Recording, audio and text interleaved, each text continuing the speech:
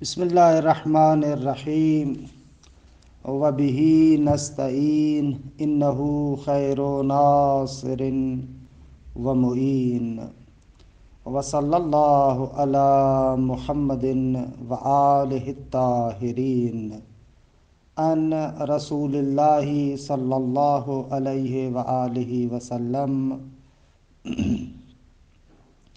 لا تقوم الساعة حتى يخرج قوم يأكلون بألسنتهم كما تأكل البقر بألسنتها۔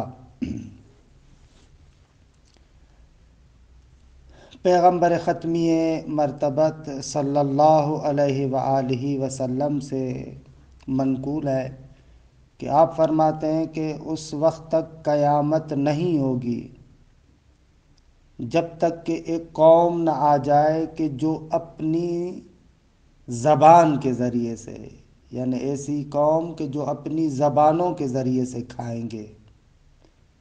خوب زبانوں کے ذریعے سے کھائیں گے یعنی اپنی زبانوں کو وسیلہ عقل قرار دیں گے، لوگوں کی بیجا تعریفوں کے ذریعے سے کمائیں گے، لوگوں کی بیجا مذمت کے ذریعے سے کھائیں گے۔ خوب یعنی اس زبان کے ذریعے سے اپنے لیے وسائل کو آمادہ کریں گے۔ خوب یہ روایت مسند حنبل میں ہے۔ ہماری گفتگو الحمدللہ اصول فقہ میں علامات حقیقت و مجاز کے بیان میں تھی کہ گزشتہ جلسے میں اولین علامت کے جو تبادر ہے اس کو آپ کی خدمت میں عرض کیا۔ تبادر یعنی انسباق المعنی من نفس اللفظ مجرداً عن کل قرینۃ، حق کے لفظ سے ایک معنی آپ کے ذہن میں آئے خود بغیر کسی قرینے کے۔ یہ تبادر کی تعریف کی تھی کہ تبادر علامت حقیقت ہے، کیونکہ لفظ کا معنی جو آپ کے ذہن میں آ رہا ہے اس کا سبب یا علقہ وضعیہ ہے یا قرینہ ہے۔ خب فرض یہ کہ کوئی قرینہ نہیں ہے، باقی جو چیز رہ جاتی ہے وہ علقہ وضع ہے، تو حتماً یہ جو معنی میرے ذہن میں لفظ سے آ رہا ہے اسی وضع کی وجہ سے ہے۔ خب یہی علامتیت حقیقت ہے۔ یہاں پر بعض حضرات نے ایک مشہور اشکال کو ذکر کیا ہے، آغا مظفر اس اشکال اور اس کے جواب کی طرف اشارہ کرتے ہیں۔ فرماتے ہیں کہ تبادر کو علامت حقیقت قرار دینا دوری ہے۔ کیوں؟ فرماتے ہیں اس لیے کسی بھی لفظ سے کسی بھی معنی کا تبادر کب ہوتا ہے؟ اسی وقت تبادر ہوتا ہے نا جب آپ کو اس لفظ کے معنی کا پتہ ہو۔ اگر آپ کو لفظ کے معنی کا پتہ نہیں ہوگا تو 1000 مرتبہ آپ کے سامنے ایک لفظ کو دہرایا جائے لیکن اس کا معنی آپ کے ذہن میں تبادر تھوڑی کرے گا، آپ کے ذہن میں تھوڑی آئے گا۔ بس تبادر متوقف ہے اس بات پر کہ اس لفظ کا علم ہو، اس لفظ کے معنی کا علم ہونا چاہیے۔ دوسرے لفظوں میں تبادر متوقف ہے اس بات پر کہ آپ کو علم بالوضع ہو، آپ کو پتہ ہو کہ اس لفظ کا یہ معنی ہے، اسی صورت میں تبادر ہوگا۔ بس تبادر موقوف ہے کس بات پر؟ اس بات پر کہ آپ کو پتہ ہو کہ لفظ کا یہ معنی ہے، علم بالوضع پر موقوف ہے۔ اور دوسری طرف سے آپ تبادر کو علامت حقیقت قرار دے رہے ہیں، یعنی تبادر کے ذریعے سے علم بالوضع کا پتہ لگانا چاہتے ہیں آپ۔ خوب علامت حقیقت ہے یعنی اس تبادر کے ذریعے سے آپ معلوم کر رہے ہیں کہ اس لفظ کا یہ معنی ہے۔ خوب یہ تو دور ہے، تبادر علم بالوضع پر موقوف ہے اور ادھر سے علم بالوضع کو تبادر کے ذریعے سے معلوم کرنا چاہتے ہیں۔ خوب دیکھیے یہ دور ہے اور دور محال ہے۔ آغا مظفر جواب دیتے ہیں. خوب، جواب دو مرحلوں میں ہے.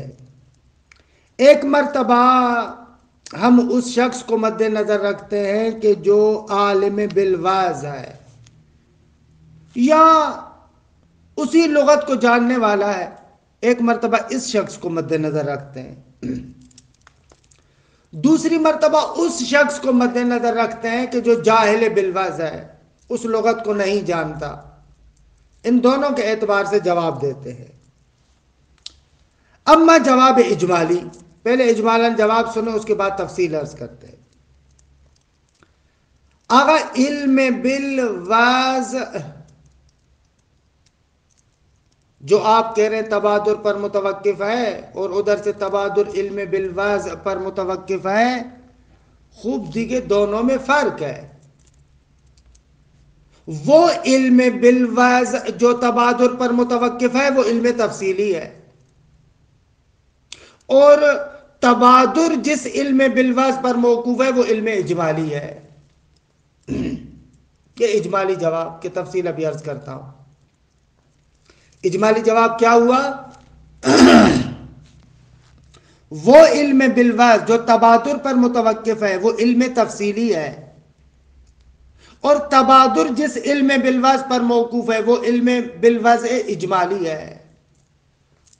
بس دونوں میں فرق ہو گیا، لہذا دور لازم نہیں آ رہا. بیان مطلب یہ ہے. دیکھیں، اس نقطے پر توجہ کیجئے گا. آپ انسانوں میں سے کسی بھی انسان کو مد نظر رکھیں جو کسی معاشرے کے اندر رہتا ہے، کہ خوب ہر انسان معاشرے کے اندر رہتا ہے. اس بندے کو آپ دیکھیں بچپن سے جس قوم کے اندر پیدا ہوا، پلا بڑا، ان لوگوں کے ساتھ جو رہتا ہے، ظاہر سی بات ہے کہ جس قوم میں رہتا ہے اسی زبان کو استعمال کرتا ہے، انہی الفاظ کو استعمال کرتا ہے، انہی کلمات کو استعمال کرتا ہے کہ جو وہ لوگ استعمال کرتے ہیں، جو ان کے درمیان رائج ہے.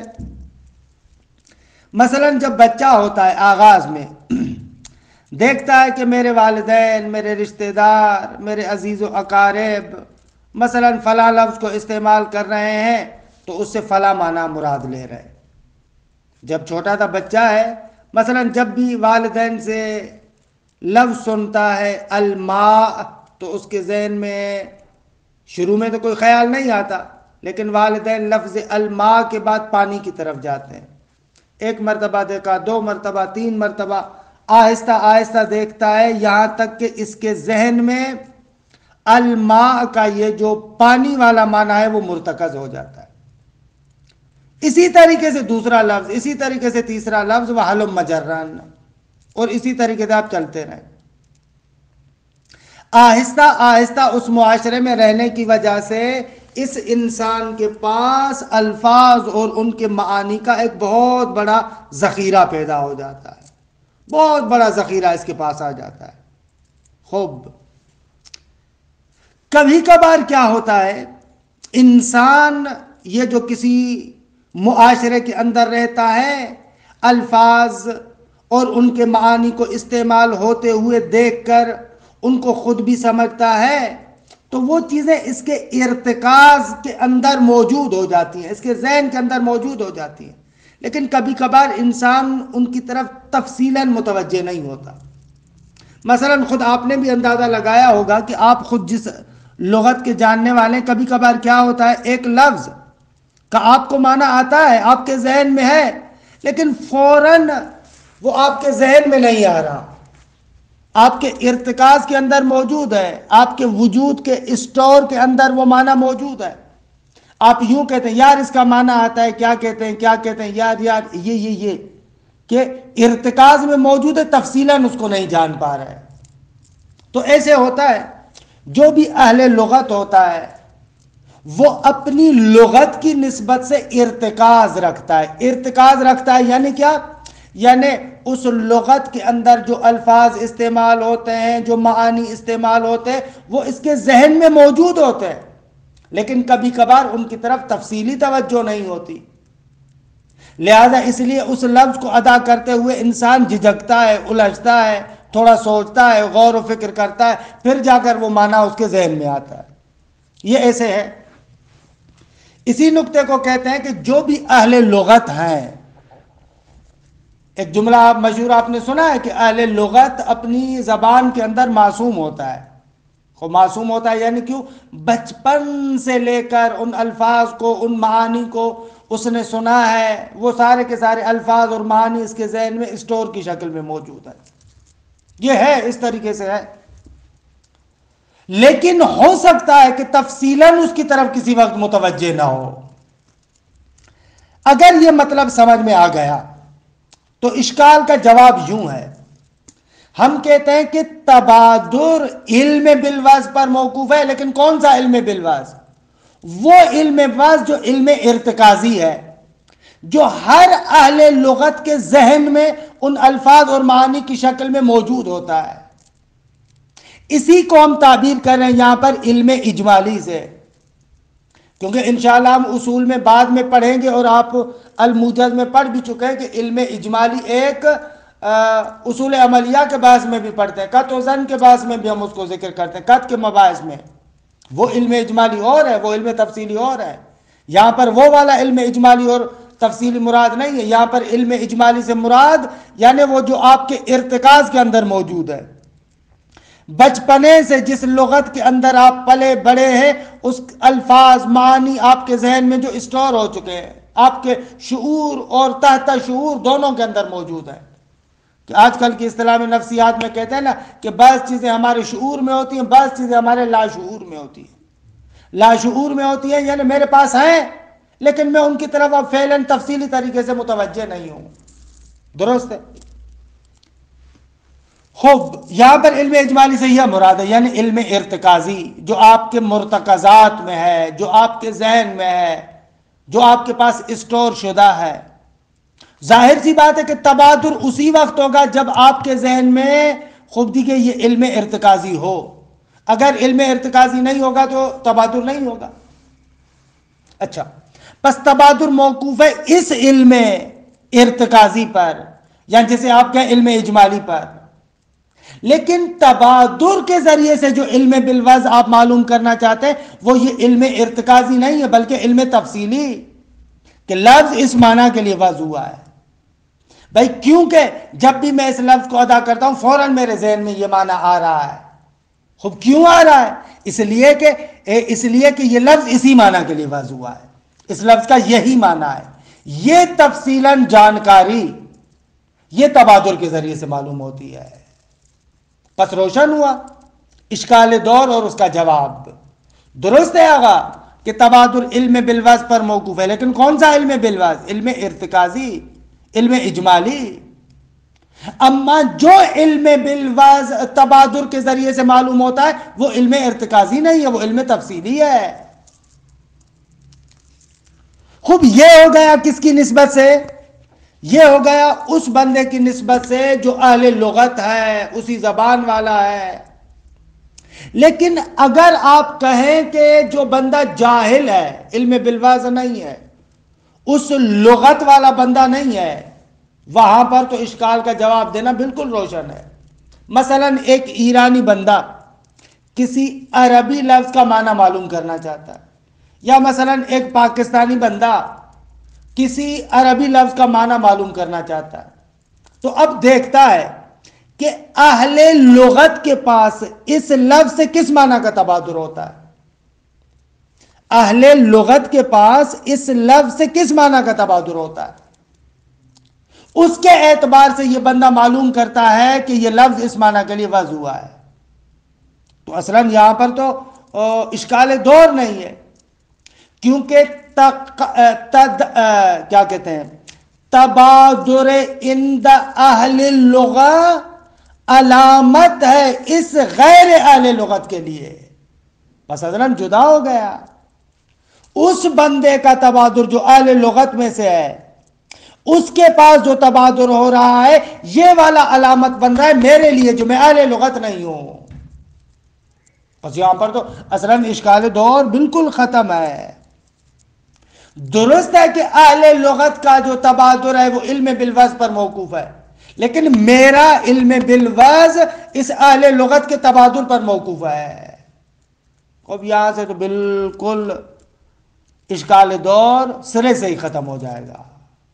خوب یہاں پر میں ایک نقطے کی جانب آپ کو متوجہ کروں اور پھر عبارت کی تطبیق کروں. دیکھیں اسی لیے کہتے ہیں کہ جب آپ فقہ کے اندر جاتے ہیں نا، کیونکہ فقہ کے اندر الفاظ کے معانی کی تعیین ایک بہت اہم امر ہے، بہت ہی اہم نقطہ ہے. کیونکہ مثلا تیمم کے باعث میں آپ فتویٰ دیں گے کہ بھئی آیا صرف مٹی پر تیمم کرنا درست ہے یا مطلقاً جو بھی زمین ہے اس پر آپ تیمم کر سکتے ہیں. خوب یہ موقوف ہے اس بات پر کہ کلمہ سعید کا کیا معنی کرتے ہیں. فَتَيَمَّمُوا سَعِيدًا، سعید کا کیا معنی ہے؟ آیا خصوص تراب مٹی ہے یا مطلق وجہ الارض؟ خوب یہ فتویٰ آپ کا اس کے معنی پر موقوف ہے. اسی طریقے سے مثلا وَاعْلَمُوا أَنَّمَا غَنِمْتُمْ، خوب غنیمت کا کیا معنی ہے؟ آیا غنیمت یعنی خصوصیت سے مال جنگی، غنائم جنگی، یا نہ مطلق فائدہ، یا نہ جو خصوصیت سے بہت بڑا فائدہ ہو، یا نہ خصوصیت سے وہ چیز جو کسب کے ذریعے سے حاصل ہو؟ اب اس معنی کے ذریعے سے کیا ہے؟ فتاویٰ مختلف ہو جاتے ہیں. کتاب الخمس میں آپ ملاحظہ کرتے ہیں تو یہ سارا موقوف ہے اس بات پر کہ آپ لفظ کا معنی کیا سمجھ رہے ہیں. یہاں پر جو ہمارے بعض آغایون بھی، بزرگان اساتید بھی فرماتے ہیں کہ یہاں پر اگر ایک فقیہ فرض کریں ایرانی ہے اور ایک فقیہ عرب ہے، مثال کے طور پر میں آپ کو بتاؤں، ایک طرف سے آغا حکیم ہے اور ایک طرف سے آغا خوئی ہے. خوب آغا خوئی ایک عربی لفظ کا ایک معنی کرتے ہیں، خوب آغا حکیم ایک عربی لفظ کا ایک اور معنی کرتے ہیں، یا ان کی خصوصیات میں اختلاف ہے.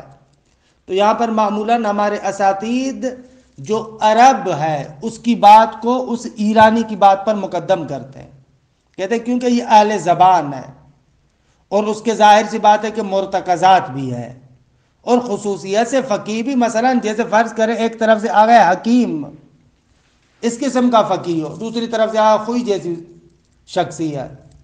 ہر بازاری عرب کی بات نہیں کر رہا کہ جس نے اتنا کام نہیں کیا، اس کو میں مقدم نہیں کر رہا مثلا آغا خوئی جیسے بندے پر. لیکن اگر دونوں ایک پائے کے تراز کے فقیہ ہوں، وہاں پر اگر ہو تو بہرحال یہاں پر مسئلہ ہوتا ہے. مثلا جیسے لفظ غسل ہے یعنی دھونا. خوب غسل کے معنی میں نچوڑنا چھپا ہوا ہے یا نا؟ مثلا آپ کو کہا گیا کہ کپڑوں کو دھوئیں، تو آیا اس کو نچوڑنا بھی ضروری ہے یا نا؟ اس غسل کے معنی میں نچوڑنا، فشار، اثر ماخوذ ہے یا نا؟ خوب ہو سکتا ہے یہاں پر اختلاف ہو، کوئی کہے گا نہ دھونے کے معنی میں نچوڑنا چھپا ہوا نہیں ہے. خوب یہ دیکھیں اختلافات اپنی جگہ پر کیا ہے؟ اثر انداز ہوتے ہیں. خوب دیکھیں عبارت کی تطبیق کرو. وَقَدْ يُعْتَرَضُ عَلَى ذَلِكَ، اگر اس مطلب پر اعتراض کیا جاتا ہے کہ تبادل علامت حقیقت ہو، اس پر اعتراض کیا جاتا ہے. اعتراض کس طریقے سے؟ اعتراض اس طریقے سے کہ بِأَنَّ التَّبَادُلَ لَا بُدَّ لَهُ مِن سَبَبٍ، اگر تبادل کے لیے ایک سبب چاہیے. وَلَيْسَ هُوَ إِلَّا الْعِلْمَ بِالْوَازِ، سبب کچھ نہیں ہے مگر علم بالواز. علم بالواز کیا ہے؟ سبب تبادل ہے. کیونکہ لِأَنَّ مِنَ الْوَاضِحِ أَنَّ الْإِنْسِبَاقَ لَا يَحْصُلُ مِنَ اللَّفْظِ إِلَى مَعْنَاهُ فی ایت لغت لغیر العالم بتلک اللغہ. کیونکہ روشن ہے کہ لفظ سے معنی کا انسباق، لفظ سے فوراً ایک معنی کا ذہن میں آنا، فی ایت لغت، کسی بھی لغت میں دیکھیں، یہ نہیں ہوتا لغیر عالم تلک، لغیر العالم بتلک اللغہ، اس بندے کے لیے جو بندہ اس لغت کو نہیں جانتا. میرے سامنے ایک عرب بندہ بیٹھ کر 1000 مرتبہ بولے، اگر مجھے عربی نہیں آتی مجھے پتہ ہی نہیں چلے گا مجھے گالیاں دے رہا ہے یا دعا دے رہا ہے، پتہ ہی نہیں چلے گا. پس فیتوقف التبادر علی العلم بالواز، نتیجتاً تبادر متوقف ہے کس بات پر؟ علم بالواز پر. فلو اردنا اثبات الحقیقہ وتحصیل العلم بالوضع بسبب التبادر. اب اگر ہم حقیقت کو ثابت کریں اور علم بالوضع کو حاصل کریں تبادر کے سبب سے تو لازم الدور المحال، دور محال لازم آئے گا. فلا يعقل على هذا ان يكون التبادر علامة للحقیقہ. اس اشکال کی بنا پر پس معقول نہیں ہوگا کہ تبادر علامت حقیقت ہو، کہ یستفاد منه العلم بالوضع، کہ جس کے ذریعے سے تبادر کے ذریعے سے استفادہ کیا جائے علم بالوضع کا. نہ، یہ غیر معقول ہو جائے گا. والمفروض انه مستفاد من العلم بالوضع، کیونکہ فرض یہ ہے کہ یہ تبادر خود علم بالوضع سے جنم لیتا ہے. والجواب ان کل فرد من ایت امت یعیش معها، فرماتے ہیں ہر بندہ جو جس گروہ کے ساتھ زندگی گزارتا ہے لابد ان یستعمل الالفاظ المتداولۃ عندها، ضروری ہے کہ انہی الفاظ کو استعمال کرے جو اس امت کے پاس متداول ہے، تب اللہ ان لوگوں کی پیروی کرتے ہوئے. جو بندہ جس قوم میں جس گروہ میں پیدا ہوا ہے انہی کی زبان کو بولے گا. ولا بد ان يرتكز في ذهنه معنى اللفظ، اور یہ بھی ضروری ہے کہ جب ان کے ساتھ بچپن سے رہا ہے اور انہی کی زبان کو استعمال کر رہا ہے تو معنی لفظ اس کے ذہن میں مرتکز ہو جاتے ہیں، یعنی راسخ ہو جاتے ہیں، جمع ہو جاتے ہیں. ارتکازاً، ایسا ارتکاز، ایسا رسوخ کہ یستوجب انسباق ذہنہ الی المعنی، کہ یہ ارتکاز موجب بنتا ہے کہ اس کا ذہن منسبق ہو الی المعنی عند سماع اللفظ، جب بھی لفظ کو سنے تو وہ معنی اس کے ذہن میں آئے. مثلا بچپن سے اگر میں سندھی ماحول کے اندر رہا ہوں تو جیسے ہی کوئی لفظ سندھی میرے سامنے آئے گا تو فوراً اس کا معنی ذہن میں آ جائے گا. آپ پنجاب میں رہتے ہیں، مثلا پنجابی زبان ابتدا سے ہی بولتے رہے، جیسے ہی لفظ پنجابی آپ کے سامنے آئے گا فوراً اس کا معنی آپ کے ذہن میں خطور کرے گا. وَكَذَلِكَ اگر آپ مہاجر ہیں، كَذَلِكَ اگر آپ ایرانی ہیں، كَذَلِكَ اگر آپ کسی قوم سے تعلق رکھتے ہیں. وَقَدْ يَكُونُ ذَلِكَ الْإِرْتِكَازُ مِن دُونِ الْتِفَاتٍ تَفْصِيلِيٍّ إِلَيْهِ، اور کبھی کبھار یہ ارتکاز ہے، یعنی یہ معنی میرے ذہن میں ہے لیکن من دون التفات تفصیلی الیہ، بغیر اس کے کہ میرا اس کی طرف التفات تفصیلی ہو، توجہ تفصیلی نہیں ہے، حالانکہ ذہن میں پڑا ہوا ہے یہ معنی. وَإِلَى خصوصیات المعنی، بغیر اس کے کہ خصوصیات معنی کی طرف متوجہ ہوں. نہ، مثلا جیسے عرض کیا غسل یعنی دھونا، دھونے کا معنی سب کے ذہن میں، لیکن آیا یہ خصوصیت کے دھونے میں نچوڑنا بھی رکھا ہوا ہے یا نہ، اس کی طرح متوجہ نہیں ہو پا رہا. فَإِذَا أَرَادَ الْإِنسَانُ مَعْرِفَةَ الْمَعْنَى، خوب جب انسان چاہتا ہے کہ اس لفظ کے معنی کی معرفت حاصل کرے، وَتِلْكَ الْخُصُوصِيَّاتِ، اور ان خصوصیات کو سمجھے، وَتَوَجَّهَتْ نَفْسُهُ إِلَيْهِ، اور اس کا نفس اس کی طرف متوجہ ہو، فَإِنَّهُ يُفَتِّشُ أَمَّا هُوَ مُرْتَكِزٌ فِي نَفْسِهِ من المعنی، تو پھر کیا کرتا ہے؟ فَإِنَّهُ يُفَتِّشُ، یعنی یہ تفتیش کرتا ہے، کھوج لگاتا ہے، اما هو مرتکز فی نفسه، اس چیز کے بارے میں جو اس کے نفس کے اندر مرتکز ہے. کیا ہے اس کے نفس کے اندر مرتکز؟ وہ معنی، اس معنی کو ڈھونڈنا شروع کرتا ہے. فَيَنْظُرُ إِلَيْهِ مُسْتَقِلًا عَنِ الْقَرِينَةِ، خود قرینے کے بغیر اس کی طرف دیکھتا ہے. فَيَرَى أَنَّ الْمُتَبَادِرَ مِنَ اللَّفْظِ الْخَاصِ مَا هُوَ مِن مَعْنَاهُ الْإِرْتِكَازِيِّ فَيَعْرِفُ أَنَّهُ حَقِيقَةٌ فِيهِ، پھر یہ بندہ دیکھتا ہے کہ ان المتبادر من اللفظ الخاص، ایک خاص لفظ سے جو تبادر ہوتا ہے، ما هو من معناه الارتکازی، وہی ہے کہ جو اس کے معنی ارتکازی میں سے، لفظ خاص سے فلا معنی ارتکازی مثلا اس کے ذہن میں آ رہا ہے تو فوراً یہیں سے پتہ چل جائے گا. فیعرف، یہ شخص جان جائے گا، انہو یعنی یہ معنی ارتکازی، یا انہو یہ لفظ حقیقت فی ہے، اس معنی ارتکازی میں حقیقت ہے. پس فالعلم بالوضع لمعنى خاص بخصوصیات التفصیلیہ، بریکٹ چلے گا کہ اس کی فالعلموں کی خبر آئے گی، یتوقف علی التبادر. فرماتے ہیں وہ علم بالوضع جو خصوصیات کے ساتھ ہے، یعنی فالعلم بالوضع لمعنى، ایک معنی کا علم بالوضع کہ وہ معنی خاص معنی بخصوصیات تفصیلیہ اپنی تفصیلی خصوصیات کے ساتھ متوقف ہے تبادر پر. ای بخصوصیات تفصیلیہ یعنی ای الالتفات التفصیلیہ الی الوضع والتوجہ الیہ، یعنی تفصیلی طور پر نہ یہ اے کو تفسیر قرار دے علم بالوضع کی. فالعلم بالوضع اس کی تفسیر ہے ای الالتفات التفصیلیہ. علم بالوضع یعنی التفات تفصیلی الی الوضع اس وضع کی طرف، والتوجہ الیہ تفصیلی طور پر توجہ کرنا اس مثلا وضع اور معنی کی طرف. یہ والا علم بالوضع متوقف ہے تبادر پر.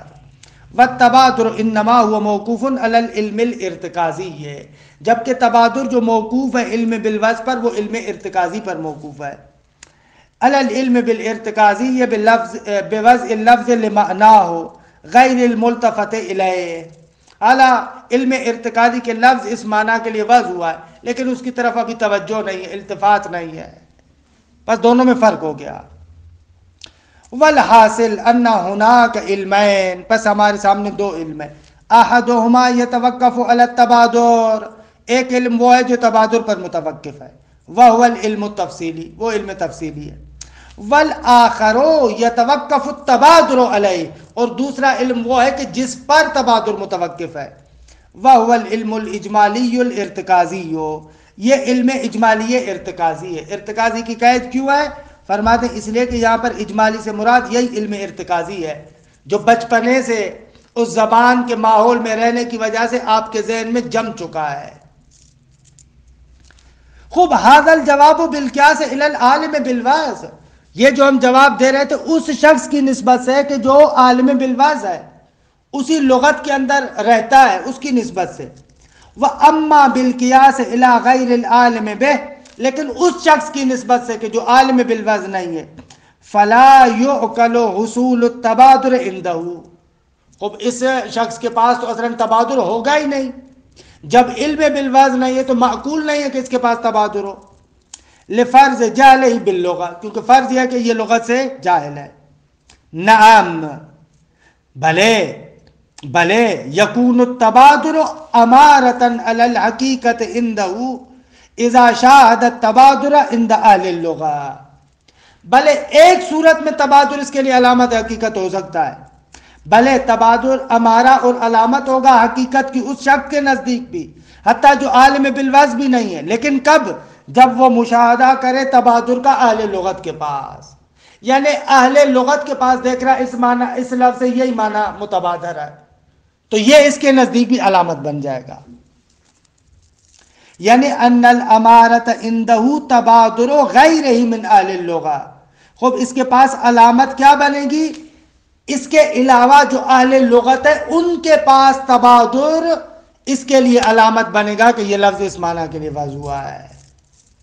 مثلا اذا شاہد الاعجمی من اصحاب اللغت العربیہ انسباق اذہانہم من لفظ الماء المجرد عن القرینہ الى الجسم السائل البارد بالتاب.